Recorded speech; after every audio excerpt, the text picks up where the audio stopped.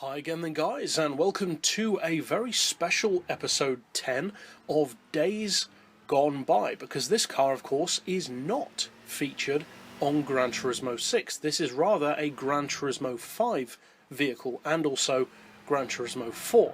And this is going to be something which will happen again on the channel. If there's a certain car which used to be on Gran Turismo but isn't anymore that falls into one of our categories, I will be incorporating it into our series, because many of my series can kind of encompass the Gran Turismo franchise as a whole rather than just specific games. Because of course, even though this car isn't on the game anymore, that doesn't mean it's not relevant. It's just relevant for a different game.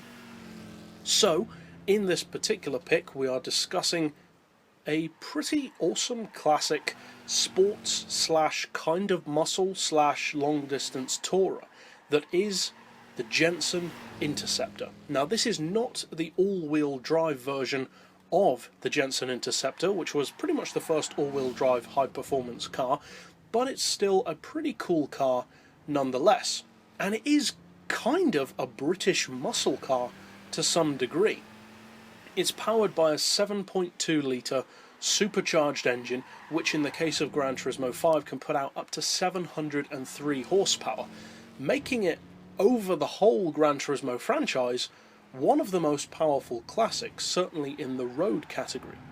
As far as torque, it puts out a huge 833 foot-pounds, which is incidentally also a trademark of many classic muscle cars, having more torque than power, and that huge torque arrives at just under 4,000 RPM, so you've got a ton of pulling power at a seriously low RPM scale. As far as the weight, it is a pretty heavy car, even though it's not the all-wheel drive model. Even with the full weight loss package, this car still weighs in at 1,368 kilos. Now it does still put out 514 horsepower per tonne, which is not bad at all for a vehicle of that weight.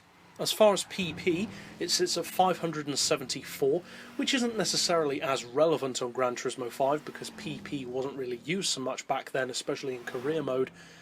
If it were on Gran Turismo 6, however, that would be a very good PP for it. As far as the price, it is a used car only on Gran Turismo 5. You cannot buy this car from a dealership, so the price varies a little. As far as performance, the top speed can easily exceed 200, as you'd expect. The acceleration is okay, not necessarily incredible due to the weight and the age and the size of the car, but certainly good enough to blow most other classic cars into the weeds. Overall, as an all-round classic package, the Interceptor is a pretty interesting car, relatively unique on the world of Gran Turismo, being British, but with a kind of muscle car feel to it, and the style of something kind of Italian, somewhat reminiscent of vehicles like the Isso Grifo, etc. So it's a very interesting package, and it's a real shame that we don't have this car featured on Gran Turismo at the moment. Now, I hope that they change that in the future, not because this is the best classic in the game or anything like that, but it's just a really cool car that brings something completely new to the table. In fact, a few new things as far as classics go. Apart from muscle cars, there are actually very few classics featured on Gran Turismo that have really big engines, and this is one of the few that actually does.